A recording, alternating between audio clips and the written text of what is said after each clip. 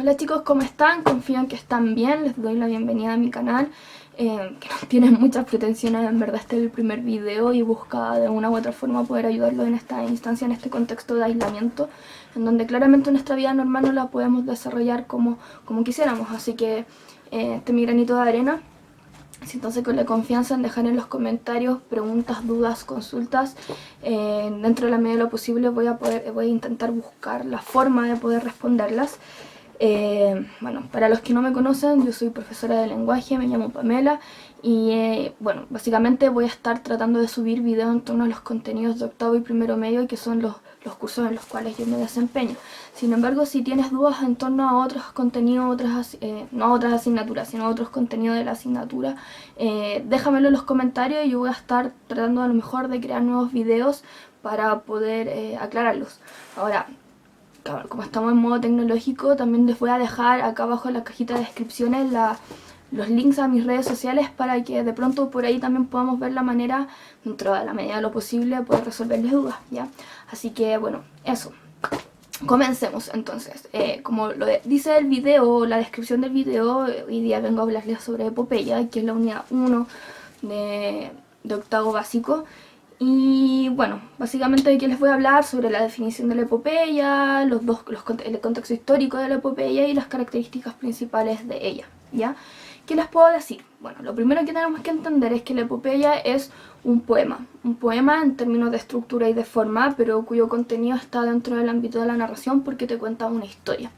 La historia que te va a contar tiene que ver básicamente con relatarte las hazañas de algún héroe o de alguna gesta importante para una nación o para un pueblo. Ya tiene que serlo así, porque si no a nadie le interesaría. Para eso también tenemos que ubicarnos, busquemos la imaginación en este caso, en periodos muy antaño. Estamos hablando de antes de Cristo, que es cuando tiene el nacimiento de esta estructura. Y pensemos que en esa época no existían las cosas como conocemos hoy en día, no existían las cámaras, no existía el internet, no existía el celular, por lo tanto la manera de poder trasladar esta información se tenía que hacer de manera oral. Ya, entonces, y estaba a cargo de ciertas personas que se especializaban, por decirlo de alguna forma, en poder construir esta historia y llevársela a la comunidad, llevársela a los pueblos, llevársela a la gente, y así la gente pudiera enterarse de esta situación. Ya, para eso tenemos que entender el contexto histórico. En el caso de la epopeya existen dos momentos históricos importantes. Por un lado, la forma clásica que se da en Grecia, donde comienza, podríamos decirlo, y por otro lado la época medieval, en donde tenemos los famosos cantares de gesta, que son poemas, pero que, claro, se adaptan a la época histórica en específico. Vamos a partir hablando primeramente de la epopeya clásica o la epopeya occidental, que nace en Grecia en el siglo 8 a.C., si es que no me equivoco, por Homero, que no es Homero Simpson, chiquillo, es Homero, el poeta, que se le atribuye dos epopeyas clásicas muy importantes en la actualidad, que son la Ilíada y la Odisea. Ya, ambas narran o ambas se ubican dentro de lo que fue la guerra de Troya y básicamente relata hechos que tienen que ver con este enfrentamiento entre los aqueos, que eran los griegos, y los troyanos, o que pertenecían a Troya, o Ilión, como se conocía en la época. Ya, se lo debemos a Homero. De ahí en adelante se fueron creando un sinfín de otras epopeyas, pero las más importantes, diría yo, de esta época son básicamente estas.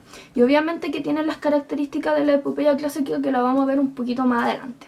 Por otro lado, tenemos la epopeya medieval, que surge en el siglo X después de Cristo, es decir, estamos hablando de muchos siglos después, que pasan a tener el nombre de cantares de gesta, que son cantares de hazañas, ya dije, la gesta es una hazaña, y que también, al igual que la epopeya clásica, tiene dentro de su característica la figura de este héroe que va a hacer grandes cosas y que obviamente entonces va a ser digno de que sus hazañas sean contadas.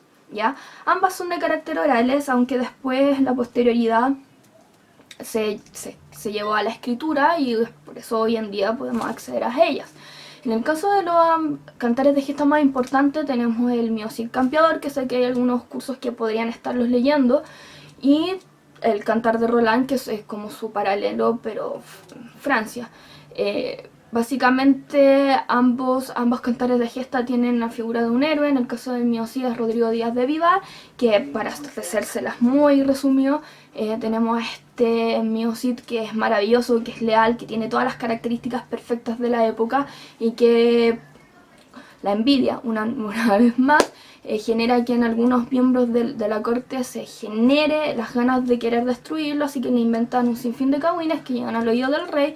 El rey cree en estos cagüines y decide principalmente a este vasallo exiliarlo por haberlo afrentado. Sin embargo, ninguna de esas cosas son reales, pero como el Mio Cid es tan perfecto, es tan leal, decide hacerle caso a su rey, pero lejos de guardarle odio, él sigue generando riquezas para el reino, sigue recuperando terreno frente a los moros, porque está ambientado en plena época de invasión mora, por así decirlo, y entregársela al rey de España.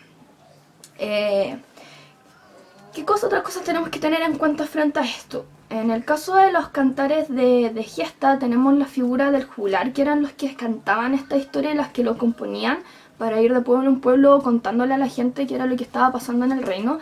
Y en el caso de las epopeyas griegas clásicas tenemos la figura de los aedos y los rapsodas. Generalmente se confunden porque tienen una pega similar, por así decirlo, pero son diferentes porque el aedo era el que componía y cantaba sus propias obras y el rapsoda, era aquel que componía. Finalmente él tomaba las composiciones de los aedos y las estudiaba y las recitaba. Y bajo esa lógica Homero estaría entonces dentro del plano de los aedos y no del rapsoda. Dentro de las características clásicas de la epopeya, podríamos enumerar 4 características importantes que son las que tienen que tener en cuenta. Lo primero es que era tradición que antes de empezar a cantar la obra se tuviera que invocar a la musa. Fue tan importante que hoy en día ya constituye prácticamente un tópico literario dentro de la literatura, invocar a la musa previamente. Decir que si tuviéramos en la actualidad sería como que el escritor le manda un mensaje a la musa y le dice por favor, inspírame. Pero bueno, en esa época no era así que básicamente era una plegaria que se hacía al principio, antes de empezar a cantar, en donde se le pedía a la musa que por medio de él, a la larga era un instrumento, pudiera cantar las hazañas del héroe en cuestión. O sea, les voy a dejar el siguiente ejemplo.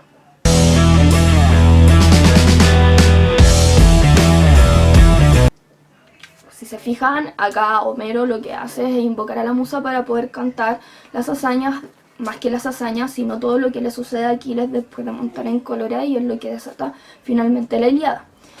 En el caso de la epopeya medieval también se da, tal vez en menor grado porque lo que busca la cantar de gesta, más que esta inspiración divina, más se lleva un poco más al plano humano, como de la inspiración propia para poder cantar las historias. Pero en el caso de la epopeya clásica sí o sí tenía que haber una invocación a la musa para poder cantar estas historias. Por lo demás, en alguna parte del texto, sobre todo en la introducción del texto, tiene que haber una afirmación formal de la temática de lo que se va a abordar la epopeya, es decir, decirnos de qué se va a tratar. En este caso de la Ilíada se trata formalmente de la ira de Aquiles, básicamente, que es lo que desencadena todo lo demás, todas las otras tragedias y todo lo que pasa a lo largo de la historia.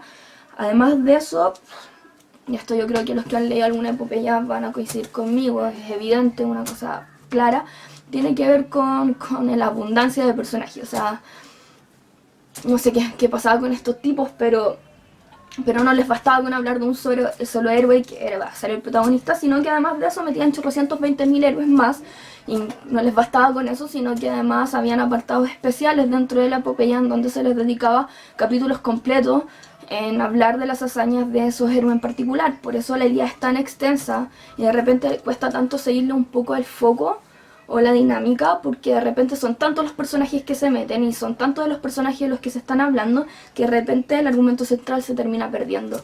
Y eso también pasa con los cantares de gesta, aunque yo diría que un poco menos, es más propio de la epopeya clásica, en donde la abundancia de personajes es pero terrible.